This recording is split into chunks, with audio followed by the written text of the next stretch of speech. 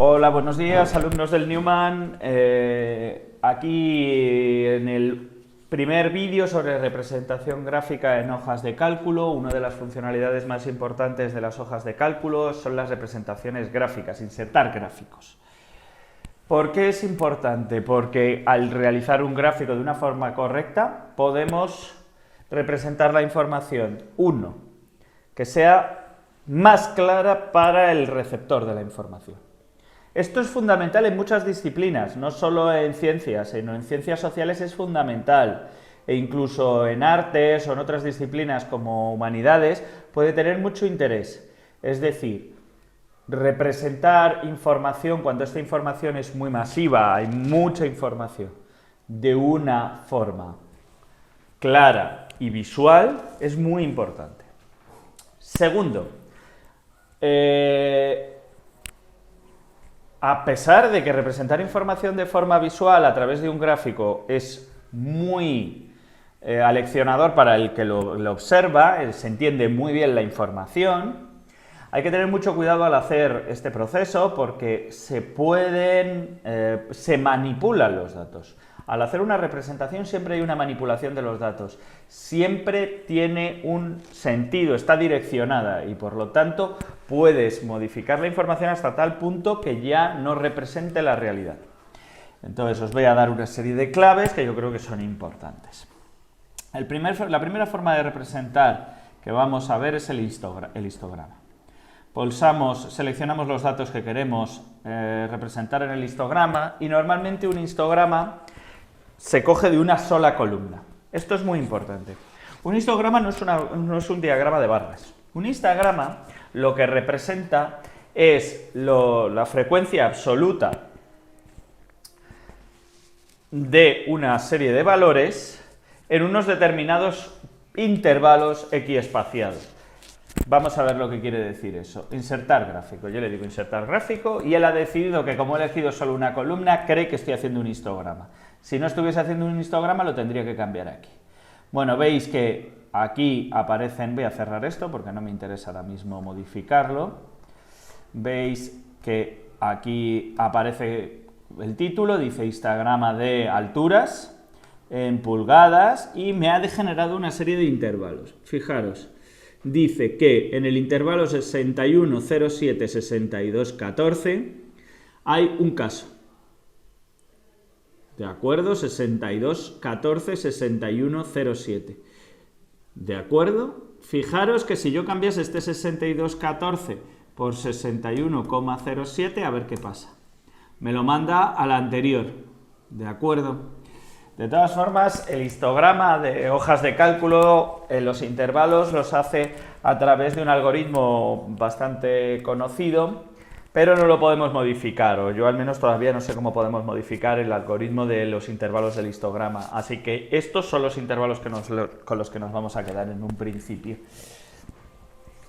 ¿Esto qué quiere decir? Que en el intervalo 60-61 no hay ningún caso. En el intervalo 61-62,14 hay un caso, dos casos en el intervalo 62,14, 63,21, cinco casos en el 63,21, 64,29. Muy bien. Fijaros una cosa, todos los intervalos tienen el mismo espaciamiento, son igual de anchos. ¿Eso qué quiere decir? Que visualmente el área que ves es muy importante. Sí que tiene importancia, es decir, cuanto más grande te parezca la columna, que quiere decir que es mucho más importante ese caso.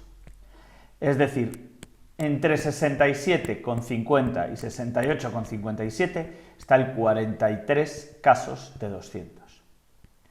Y este tamaño está en proporción a este tamaño y representa que en uno hay 36 y en el otro 43. Esto no ocurre en el diagrama de barras, ¿de acuerdo? Por eso es importante. Es decir, que el diagrama de columnas lo elegimos cuando tenemos una serie de datos y queremos ver la frecuencia en unos intervalos determinados, que nos los va a expulsar el Excel, la hoja de cálculo. La hoja de cálculo de Google nos va a determinar unos intervalos y se va a poner a contar cuántos casos caen en el primer intervalo, cuántos casos en el segundo, y te lo va a representar en columnas. Bien, esto veis que empieza a seguir una distribución normal. Está un poco está un poco desplazada hacia la derecha, pero es una distribución bastante buena. Bien. ¿Cuándo se utiliza un histograma? En un solo dato. Por ejemplo, vayamos a peso y hagamos el gráfico veis que cuando elijo una sola columna ya me decide hacer un histograma, directamente me elige el intervalo y me dice 95,0, 99,64, pues ya sabemos que en este intervalo tengo que cerrar esto, en este intervalo me elige unos, o sea, hay dos casos. Dentro del peso hay dos que estén entre 95 y 99,64. De acuerdo. Fijaros una cosa importante, habría que determinar precisamente cuál es el ancho del intervalo. Y os dais cuenta que aquí el intervalo es 1,07, o sea, perdón, aquí el intervalo es 1,07, lo que va de 61,07 a 62,14, 1,07, pero aquí es 1,08. ¿Eso qué quiere decir? Que aquí está redondeando decimales. Es decir, que se nos vuelve un poco opaco saber exactamente cuál es el intervalo. Nos tenemos que fiar de hojas de cálculo de Google, porque en verdad no estamos viendo el ancho del intervalo, no estamos viendo tampoco cómo es exactamente la elección del intervalo. ¿De acuerdo? Pero eso sí, si tenemos una larga cadena de datos y queremos ver cómo se distribuyen las frecuencias, o sea, hacer un histograma, hacerlo con hojas de cálculo es rapidísimo. Veis que para 200 casos lo he hecho en un momento, ya tengo aquí mi distribución en histograma de peso y de altura. Bien, en cada uno de los vídeos os voy a dar algunas herramientas básicas. Cuando estamos aquí, me voy a ir a este lado.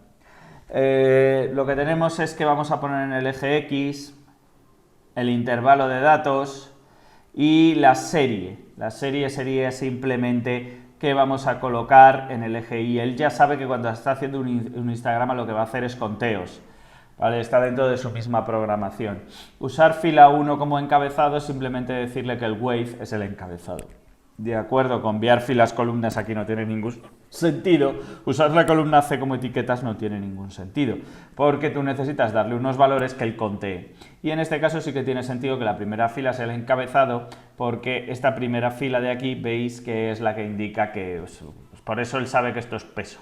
Y me lo ha etiquetado como histograma en peso. Una de las personalizaciones más básicas son el estilo de gráfico, en el que podemos modificar el fondo, el color de borde de gráfico, ponerle un fondo, una fuente, que a lo mejor te interesa que sea más bien una serif, y podrías hacer un maximizar para que rellene más, no dejar tanto borde, y algunos elementos interesantes. En histograma, por ejemplo, los elementos nos vienen bien para saber exactamente las frecuencias en cada caso. ¿Vale? Sabemos 10, 11, 12, 13. No tenemos que hacerlo de forma aproximada. Bien, aquí estamos 20, 21, 21, 22, 23. 21, 22, 23, 24, 25, 26, 27, 28, 29. Este ya sería 30, tal como veis. No sé si este lo he hecho bien. 11, 12, 13. Este sería 13. ¿De acuerdo? O sea, que esto nos lo permite contar. Tamaño de los segmentos. El tamaño de los segmentos está mirad, a ver si lo cambio. Fijaros lo que hace.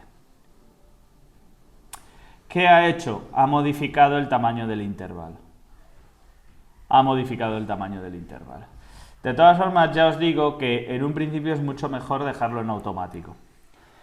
Que él utilice el algoritmo para determinar los intervalos. ¿De acuerdo? Si tú lo que quieres es que el tamaño sea 5, divide desde 95 hasta 160 y vemos la distribución. Fijaros lo que puede cambiar. Aquí en automático se ve una distribución bastante normalizada, pero en cambio si elegimos otro tipo de segmentación con tamaños, por ejemplo, de 1 en 1, vemos que las distribuciones a lo mejor ya no son tan evidentes. Bien, entonces, normalmente lo más importante de las modificaciones es que sepáis cambiar los títulos de gráfico y ejes. Aquí vamos a hacer, voy a pasarlo a español, histograma de peso y voy a indicar entre paréntesis libras. La fuente ya se ha cambiado automáticamente a serif, color del título lo voy a poner en un azul muy oscuro y con un formato en negrita, pero aquí, pulsando aquí, puedo cambiar el subtítulo, el título del eje horizontal, que lo debería cambiar por peso en libras, de acuerdo, y aquí puedo decir en el eje vertical, recordar que esto es frecuencia absoluta, de acuerdo, frecuencia absoluta. Lo puedo poner en negrita, veis que ya se ha cambiado el tipo de letra, ya se ha cambiado a una serif.